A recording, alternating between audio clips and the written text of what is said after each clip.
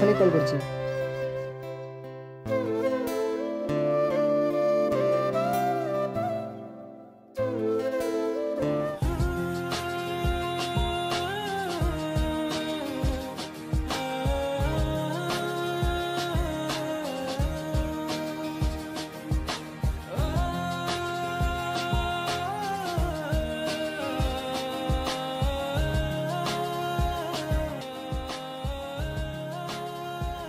এই নাও।